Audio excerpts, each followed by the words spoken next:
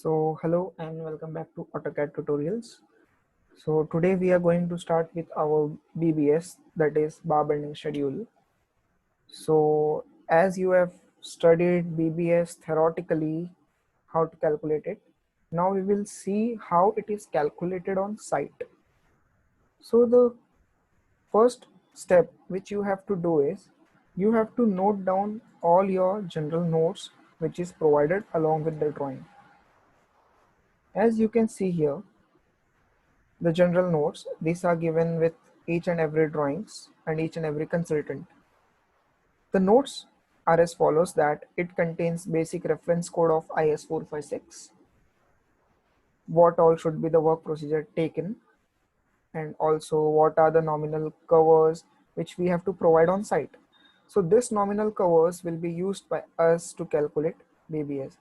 For example, with each and every consideration of the environmental conditions, a separate cover has been assigned to footings, columns, slabs and beams, everything. So this has to be kept in mind. What is the cover provided with the beams, columns or slabs as per consultant's requirement? Now, again it is written that beams with depth more than 750 mm provide side face reinforcement.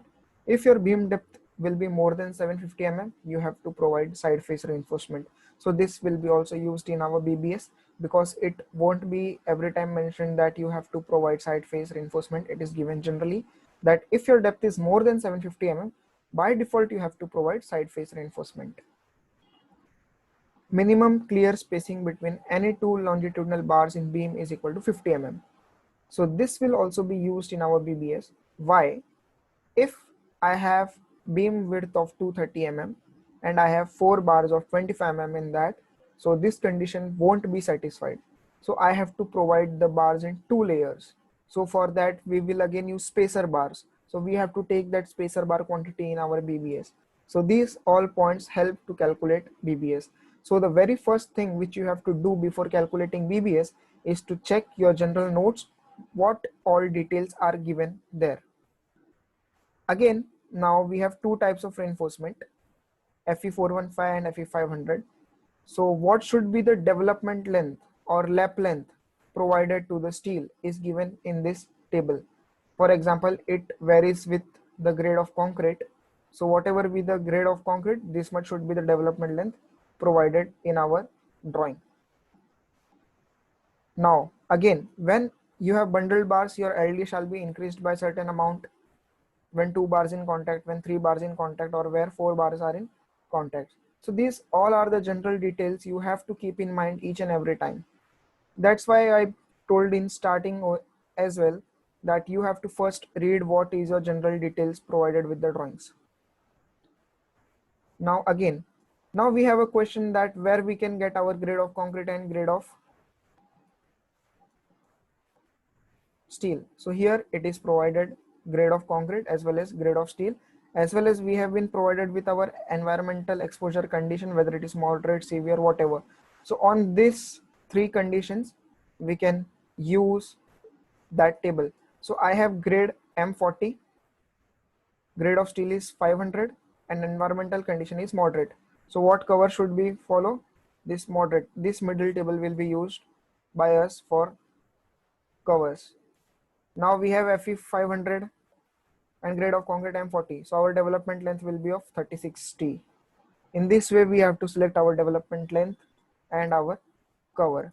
That's why these general notes are very much important.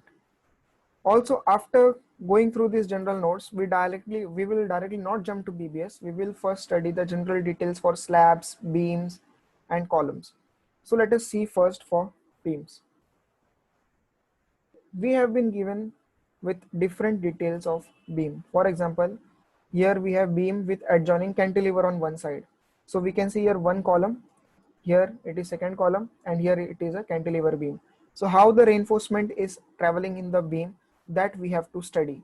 We just not have to see this drawing as the detail is given. We have to study how the reinforcement is going in the beam, because each and every time we will not just switch to our general drawings and again see what detail is given. We have to keep this thing in mind by a very simple technique. We have to just see from where our main bar is going. development length, encouraged length is given as LD plus 10D. The first stirrup will start at 50 mm, and these conditions are general, which is used at all sites. So you have to keep in mind that encouraged length is 98% times LD plus 10D, and your first reinforcement will start at 50 from the face of column. This you have to keep in mind. So now next, our beam has been divided into three supports: left support, mid span, and right support. Now each part is divided as L by 3, L by 3, L by 3 in equal length. So now this is the main reinforcement. Top one is the main reinforcement, which is traveling through this column and has gone till the face of column and has extended with the distance of development length in the cantilever side. So whenever we will face this kind of situation, when we have one end as cantilever, we have to always keep in mind that the top reinforcement of the beam will extend in cantilever side of the beam by the length of LD. Now, if we have any additional supports or additional reinforcement in the left support, that will also have the development length of LD and 10D, LD plus 10D, and it will travel till the distance of L by 3. Now, if we have some additional reinforcement in bottom, so how this will be placed? This will be placed at a distance of L by 6 from both the ends of column. So the length of the bottom extra bar will be total length minus 2 times L by 6, or we can say total length minus L by 3 will be the length of our additional bottom bar. And how bottom bar is traveling? It is having an encouraged length of LD plus 10D on one side, and it has just rested on the other side. Or we can also provide LD plus 10D here also, but on cantilever side we have to just leave this till the face of column. Now for cantilever, how the bars are traveling, it is starting from the main beam, which is supported on both sides of the column. Now it will start at a distance, start from the distance of L by 3 of this beam. Means if this beam is of length 10 meter, then this length will be 10 divided by 3. This will travel through the column, will cover the whole beam, and it will have the length of, as you can see, we have lap of 300, and from the center we have d by 2, d by 2 means effective depth plus 150, and for here also effective depth plus 150 means effective depth divided by 2, we will reach here plus 150. This will be the length of this bar. So we have to see this all details. Also we can see here 3 additional stirrups. Can you see this? These are known as horizontal links, which is at the distance of, I can say, depth by 3, depth by 3, and depth by 3, provided in alternate staggered position. 3 rings we have whose diameter is same as horizontal links. Now we have here also these 3 links, but we don't have these links in our cantilever side. And you can see the first stirrup should always start with the distance of 50 from the face of column, whatever may be the case. Now we have second type of beam, that is known as secondary beam.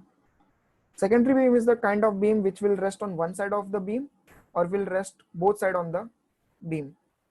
It won't rest on columns. Either it will rest on one side of the column or it won't rest on column, it will be resting on beams. So here also we have been given with detail. We have seen this detail where one side of the beam is resting on column in the above example. Now we will see what is general drawing saying when it is resting on the other primary beam. So here, as you can see, we have the development length. We don't have any kind of encouraged length. We just have to give its total depth. Whatever will the depth of beam, we have to provide that much anchorage for it.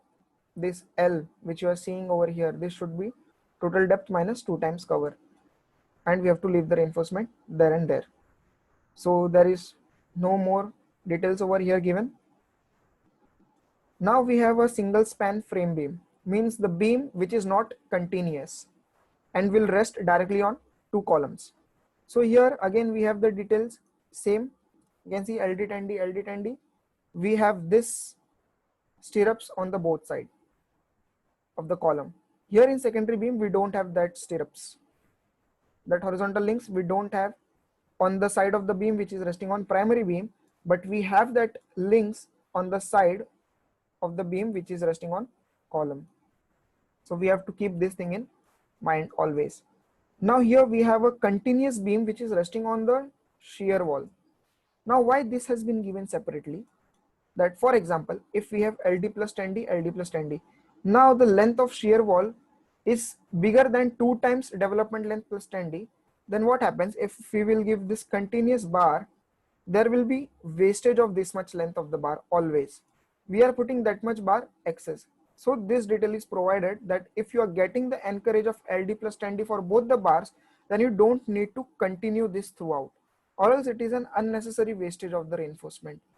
So now the next topic is how you can see whether the beam is continuous or not. How to see that? So for that, what you have to do is, you have to look here.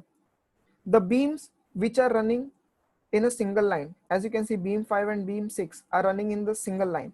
So these beam are continuous beam. Now beam 11 and beam 12 are continuous beam.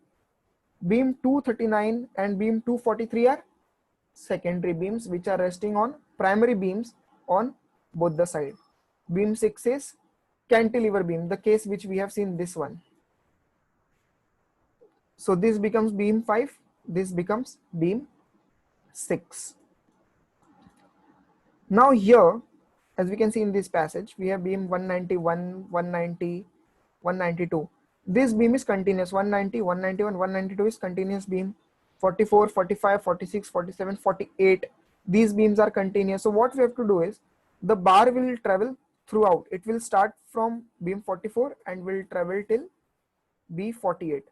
Or if necessary, we have to provide a lap in between if the length of this total passage increase by 12 meter. If it is more than 12 meter, then we have to provide lap for our reinforcement. So in this way, we can find whether our beam is continuous or not.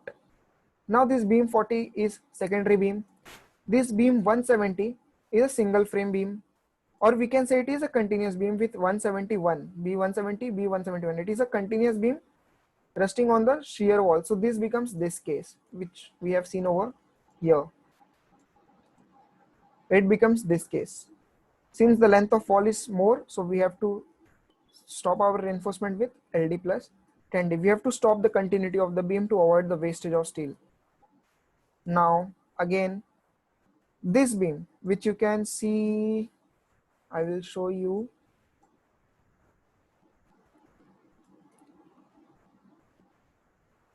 Or else I will leave that topic up to you to find which of the beams rest on 2 columns only, because I am trying to find, but I'm not getting it. I have to keep very much patience for that to find that beam. So you can find that beam in this drawing. I know that beam is available in this beam number 195. As you can see, this beam is resting on 2 shear walls. So this becomes single span beam. So by looking at the beam, you should directly come to know that this is the reinforcement detail, this reinforcement path our beam should follow. So this is necessary to read the general drawings very carefully.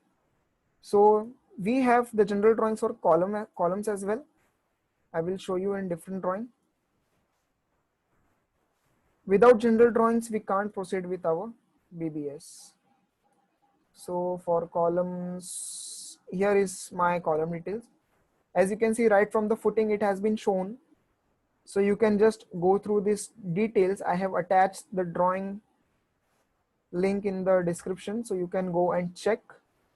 You can read these drawings, and we will start with our BBS in the upcoming video. Till that time, you can just read these general notes and these details and just keep your points ready. What you have came to know about the general notes, which all details are common in each and every drawing, and share in comment box, and we will start with our main topic of BBS in the next lecture. Thanks for watching this video, and if you like this, please do like, share and subscribe.